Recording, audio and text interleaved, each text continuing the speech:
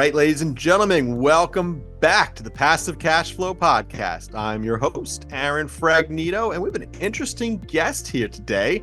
We have Tzvi Weiser. How are we doing today, Tzvi? Doing great. It's great to be here. I really appreciate you having me. Absolutely. You know, I want to have you on the show. We follow each other on LinkedIn. I know you're in the real estate space doing 1031s and title. You also have some history of being a CEO of a tech company. So I want to touch on that. But what's interesting is you're also working from Israel right now. Is that correct? Yeah, it's always exciting here. Never a dull moment. And certainly, you know, today it's a little bit more on the edge. I got a kid on the front lines, so that adds a little extra dimension to my workday, and you know, it sort of puts things in perspective. Oh my gosh! Wow. So yeah, that's a crazy experience. So one of your sons is fighting on the front lines of the war right now. Yeah, he's in Gaza. We haven't heard from him in a couple of weeks. Oh, you know, there's no communication down there. So.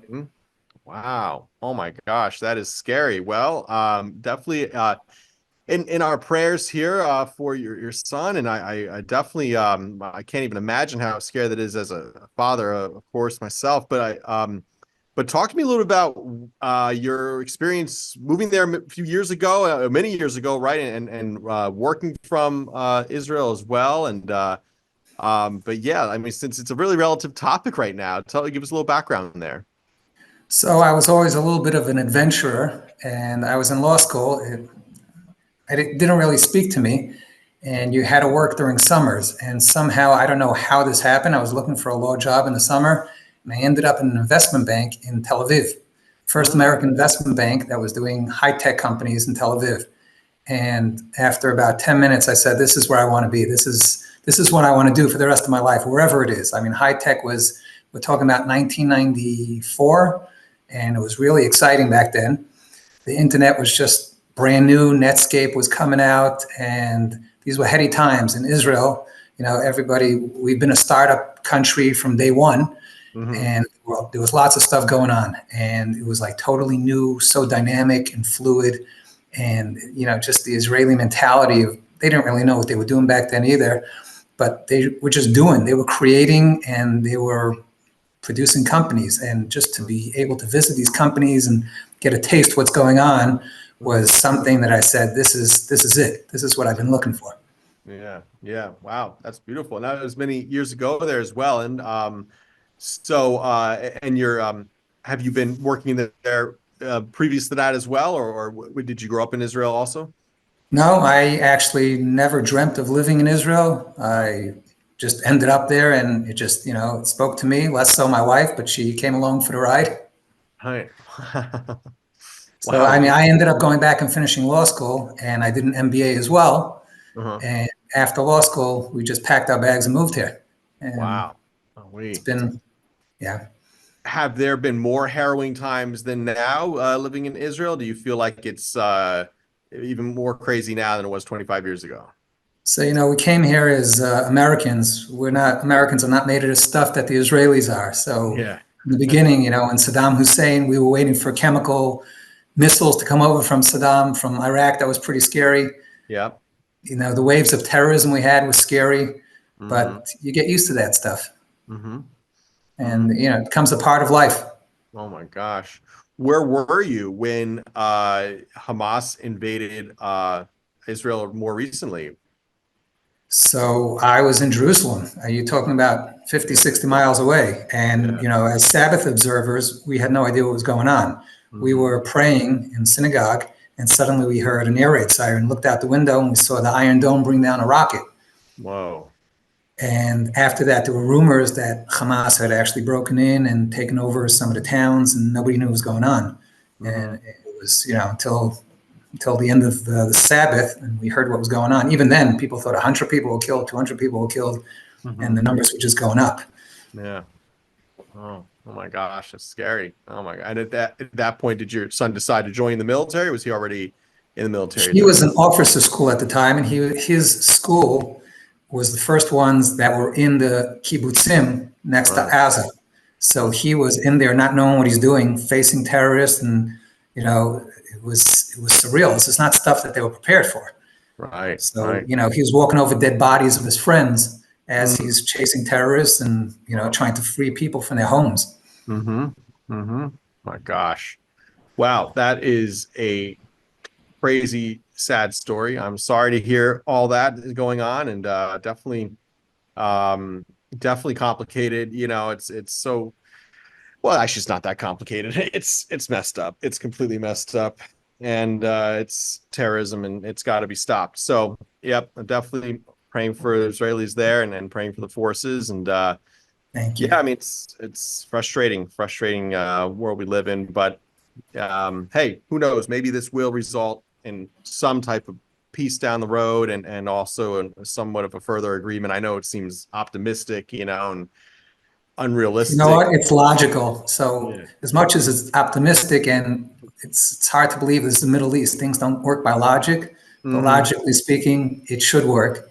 But who Mm-hmm. knows? Mm-hmm. Maybe sanity will prevail at the end of the day. Who knows? I hope so. I sure hope so. Absolutely. Absolutely. Well, let's circle back to a different topic here. So you worked in the tech space, and you had a time where you were a CEO of a tech company. Is that correct? Yeah, All yeah. right. Interesting. Interesting. So tell us a little bit about that experience. So that was actually military related. We had licensed, it grew out of a project in one of the military engineering companies. Mm-hmm. It was an optics company, and we took some of the technology and we commercialized it. So Mm-hmm. we were able to identify video, which was really landmark. I don't even know. I haven't kept up in the field. I don't know what they're doing today. But Yeah. back then, it was really incredible stuff. People to identify videos were sticking in watermarks. And you could only know your own video because you had the code to that watermark. We Mm-hmm. were able to actually understand video. We were able to look at a video and sort of map its DNA Right. and then recognize it anywhere, which meant that we can do it for anybody, not just the owner of the video. That was a Mm-hmm. real game changer, which Yeah. means if Coke wanted to see how many times Pepsi is airing their commercials and where they're doing it, Mm-hmm. then we can do that for them as long as we saw the commercial once. Mm-hmm. Mm-hmm.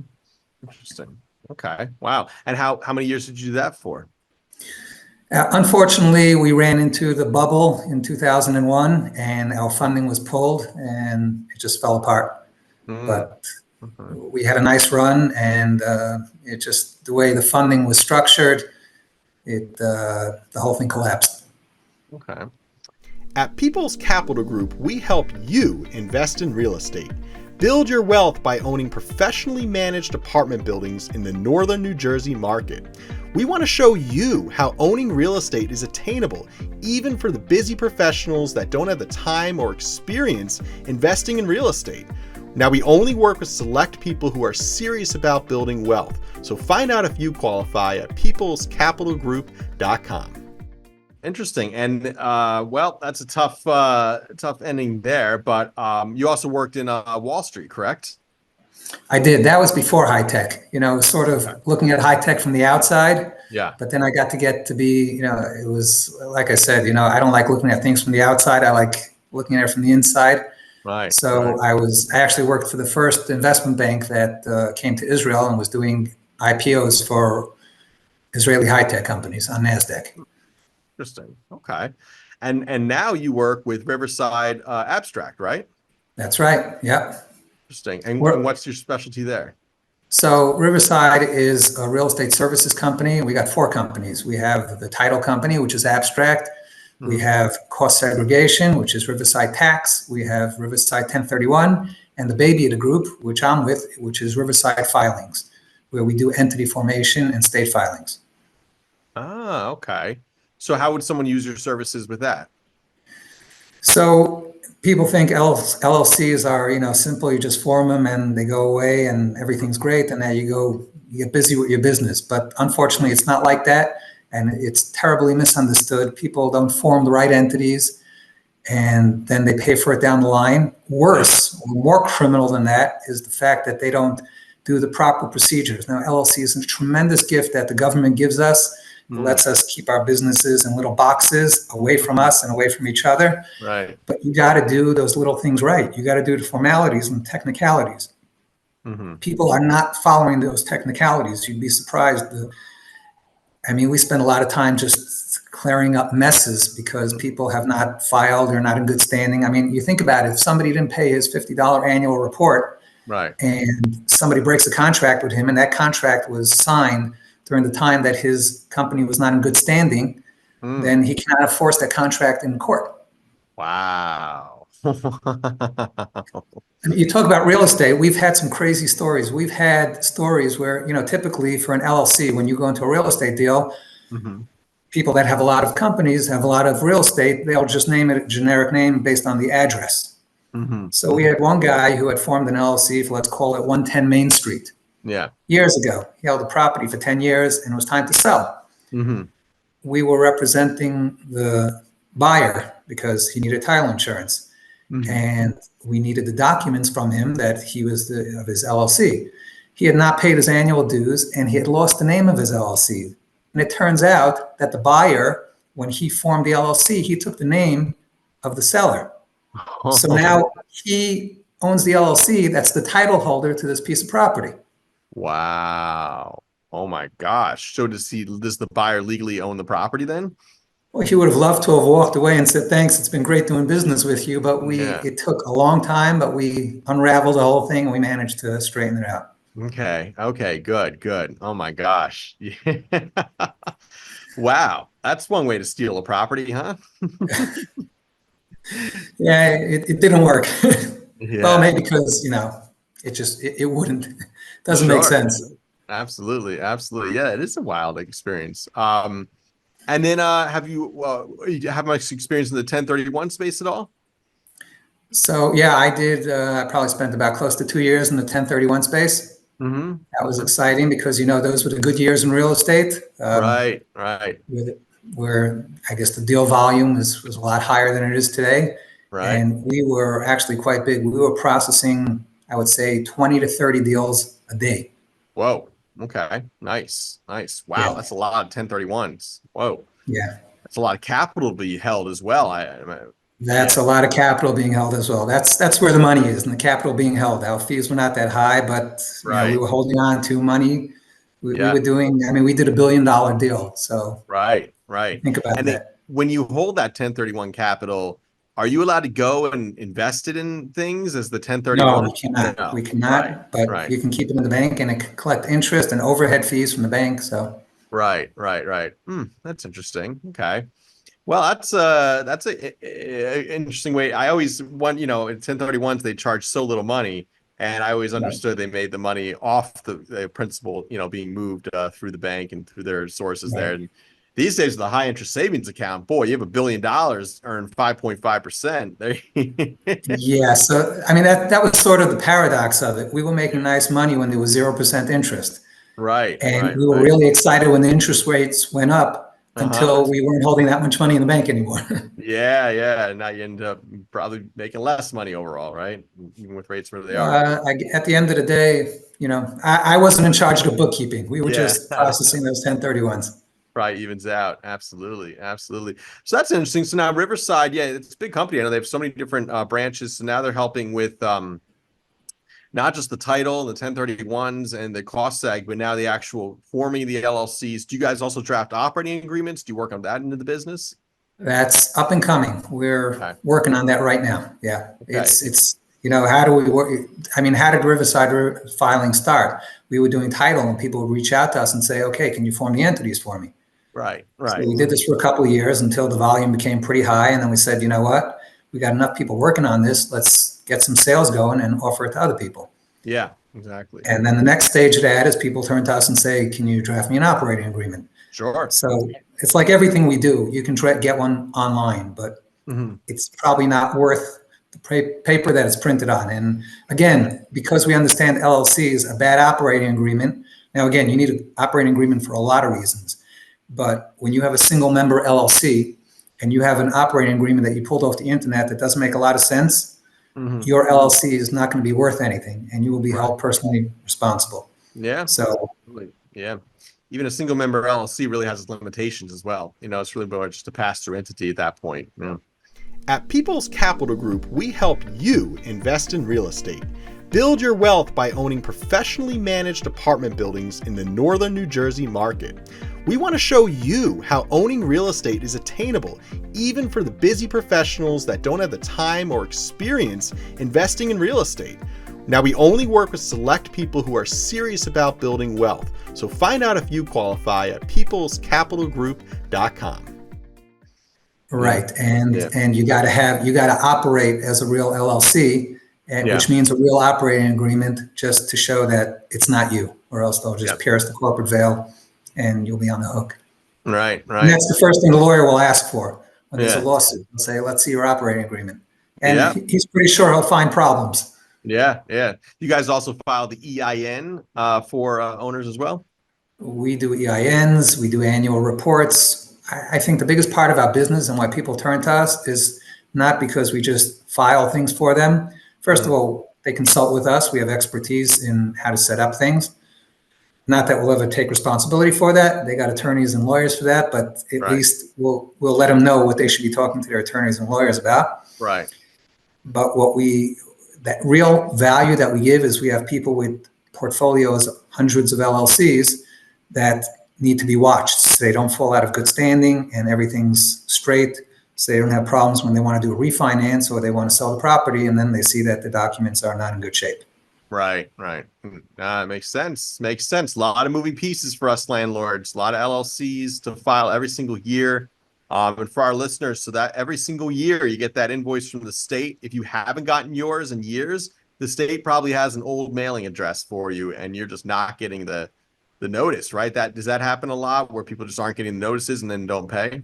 Well, I'll tell you the secret. They're probably getting the notices and they're looking at it and saying, what is this? And they put it on right on the pile on their desk right next to the parking tickets. Yeah. And they don't end up paying it. It's as simple as that. A $50 check, and they don't send it out because it's like, what they really want from me is it's so important. And, you'd be shocked. I mean, we do audits and I don't think we've ever found somebody that has more than 20 entities that's had every company in good standing. Wow. Interesting. Yeah, that's what our bookkeeper focuses on. That's one of the things she makes sure we always have our entities in good standing. But just like yourself here, it is something, we use our staff to help us with because it's a constant grind to make sure that everything's in good standing. Insurances are kept up to date as well. We're always reviewing those also, making sure we have the best insurance options and we're properly insured and fully insured. But yeah, and your standing of your LLC, it goes hand in hand with that. Same with your EIN.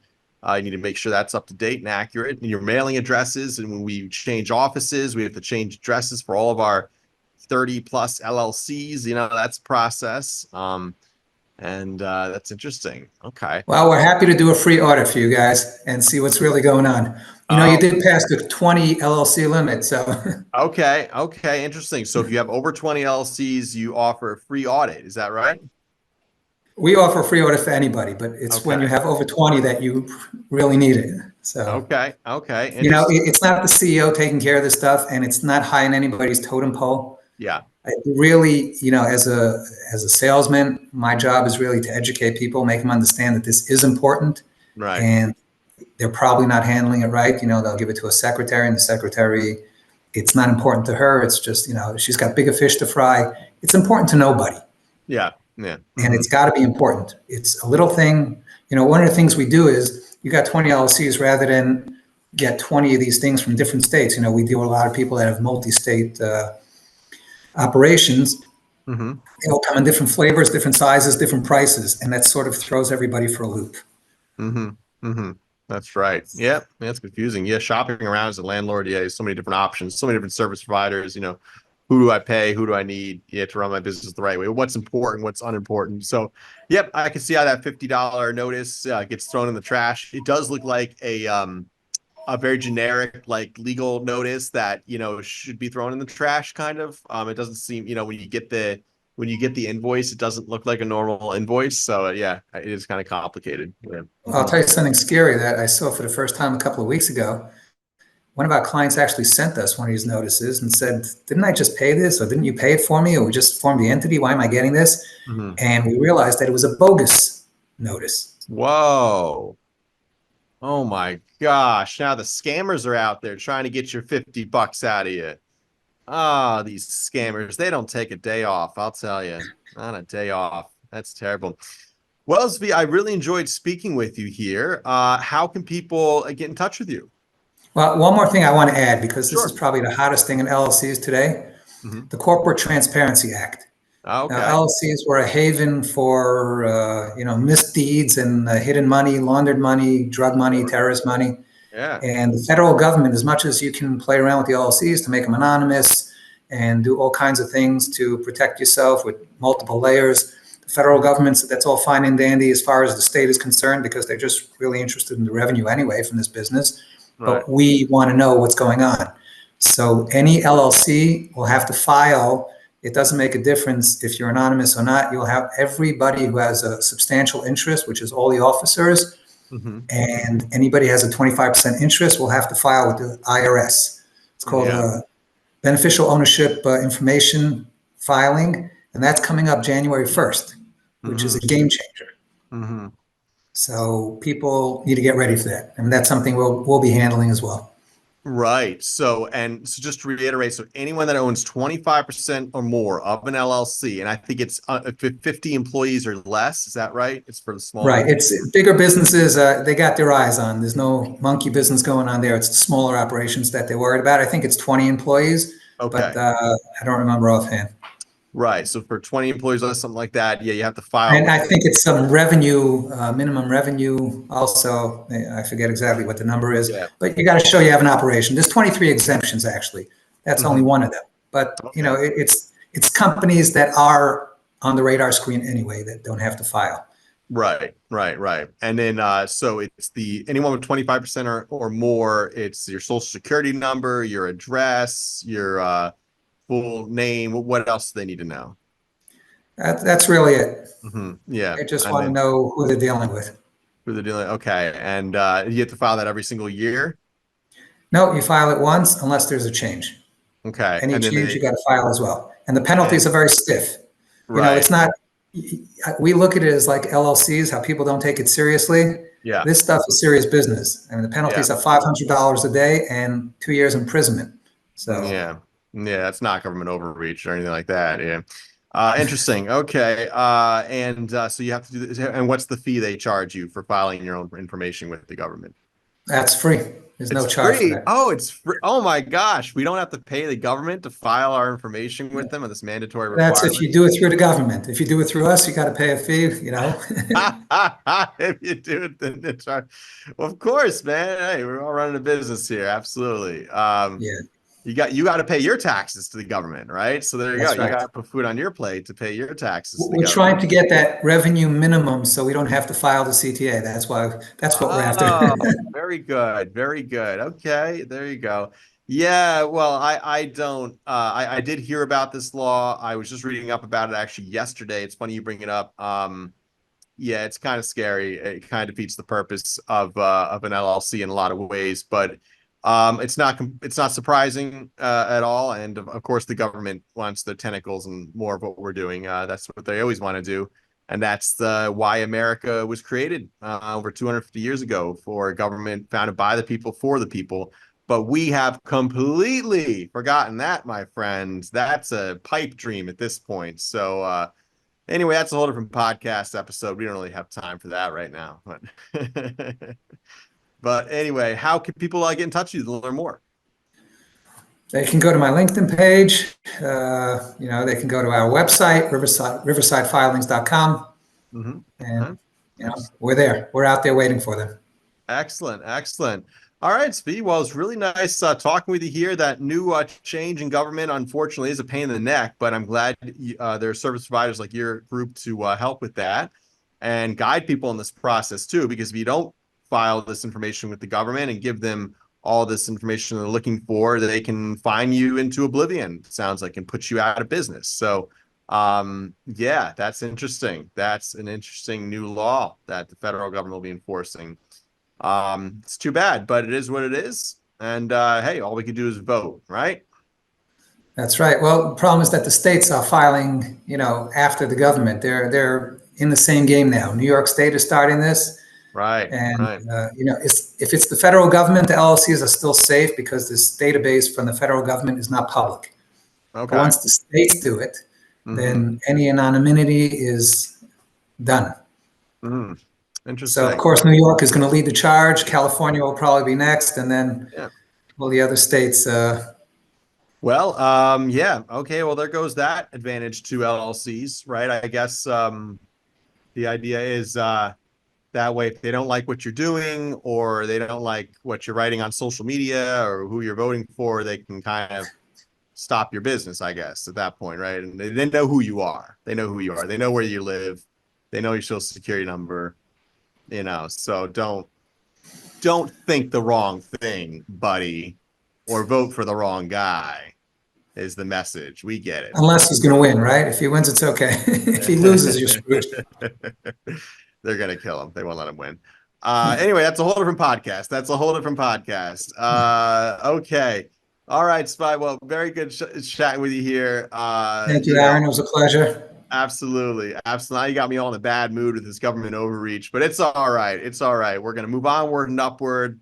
And, let's keep fighting for that American dream. All right. We'll give your LLCs a clean bill of health, and you'll get right back chirpy again.